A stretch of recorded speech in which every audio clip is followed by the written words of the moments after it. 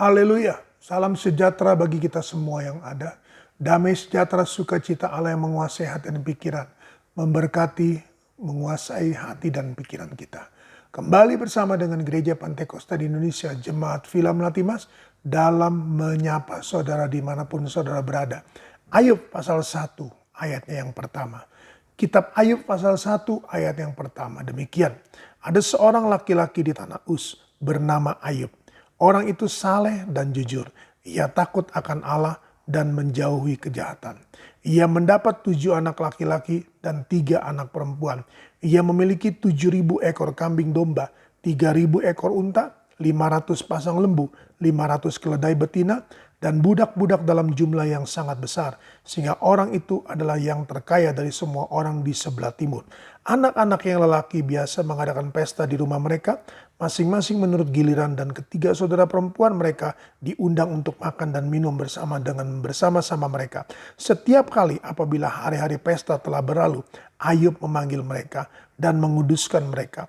Keesokan harinya, pagi-pagi bangunlah Ayub, lalu mempersembahkan korban bakaran sebanyak jumlah mereka sekalian, sebab pikirnya mungkin anak-anakku sudah berbuat dosa dan telah mengutuki Allah dalam hati.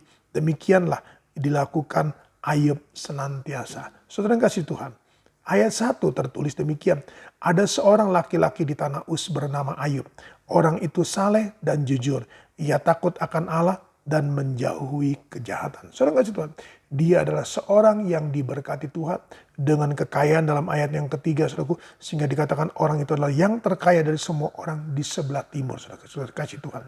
Tetapi saudaraku, kita lihat fungsi dia, saudara Tuhan, hanya sampai kepada dia. Arti kata saudaraku, dalam jujur, dalam kesalehan, dalam takut akan Allah dan menjauhi kejahatan, saudaraku, hanya sampai di dia. Tidak, saudara Tuhan, dia estafetkan itu kepada anak-anaknya. Sehingga saudara kasih Tuhan, apa yang dilakukan oleh anak-anaknya, saudaraku, mereka itu, saudaraku, satu demi satu, saudaraku, hari Senin, hari Selasa, saudaraku, masing-masing sampai 7 hari, saudara kasih Tuhan, 7 anak laki-lakinya mengadakan pesta. Dan 3 anak perempuannya pun, saudara kasih Tuhan, diundang untuk hadir bersama dengan mereka. Dan saudara kasih Tuhan, yang lebih, saudara kasih Tuhan, ironisnya, saudaraku, Ayub menunggui, saudara kasih Tuhan, mereka pesta.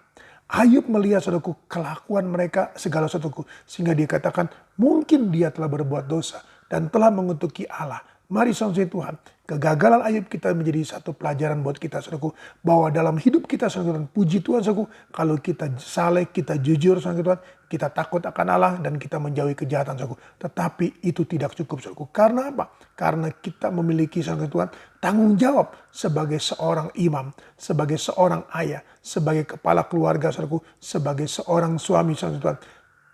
Mari, saudaraku, kita harus mendidik anak-anak kita, saudaraku. Amsal 22 ayat 6 berkata, didiklah orang muda menurut jalan yang patut baginya, maka sampai masa tuanya pun dia tidak akan menyimpang dari jalan itu, saudara kasih Tuhan. Mari, saudaraku, kita lihat sini, anak-anaknya, saudara Tuhan, merasa bahwa mereka itu ada di dalam jalan Tuhan, bahwa mereka itu, saudaraku, tidak bersalah, bahwa mereka itu tidak berdosa, saudaraku. Kenapa? Karena, saudara Tuhan, Ayub, saudara Tuhan, setelah mereka setiap hari, saudaraku, pesta, saudara Tuhan, makan minum, saudara Tuhan, mereka itu, saudara Tuhan, ditunggui oleh ayahnya mereka, saudaraku, dan mereka satu persatu, saudara Tuhan, dikuduskan, saudara Tuhan. Dan besok pagi-pagi, saudara Tuhan, Ayub mempersembahkan korban, saudara Tuhan, penghapus dosa, korban kesalahan, saudara Tuhan, untuk anak-anak dia, saudaraku.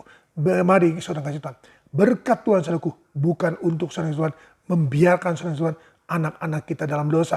Lalu kita kasih Tuhan, kita ingin mencuci dosa mereka, kita ingin, saudara Tuhan, mentahirkan mereka, saudaraku, dengan berkat, saudara Tuhan. Berkat yang kita terima, saudaraku, adalah berkat yang Tuhan ingin kita pertanggungjawabkan dengan sebaik-baiknya. Oleh karena itu, mari, saudara kasih Tuhan, percayalah, saudaraku, bahwa kita punya tanggung jawab atas berkat Tuhan. Kita punya tanggung jawab atas anak-anak kita, saudaraku. Didiklah anak-anak menurut jalan yang patut baginya, maka sampai masa tuanya pun dia tidak akan menyimpang, saudaraku.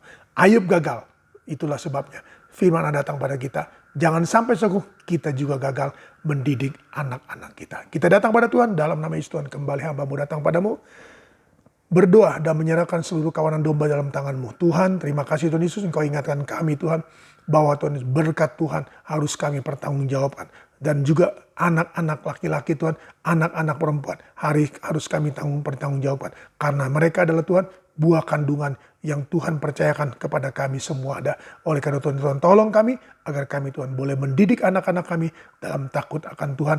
Dan kami Tuhan akan mewariskan Tuhan kesalehan kami, kejujuran kami, takut akan Tuhan kami, dan juga menjauhi kejahatan. Berkat-Mu atas kami semua yang ada, berkat-Mu atas perusahaan, toko, restoran, rumah makan, warung, bengkel, salon mereka. Tuhan berkati juga usaha online mereka, Tuhan berkati home industry mereka, Tuhan berkati pabrik-pabrik mereka, Tuhan berkati keluarga mereka, rumah tangga mereka, anak-anak mereka.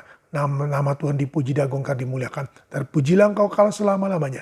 Dalam nama Tuhan Yesus Kristus, lindungi mereka, basuh mereka, dan kuasai mereka. Haleluya. Amin. Tetap semangat, jangan kendor.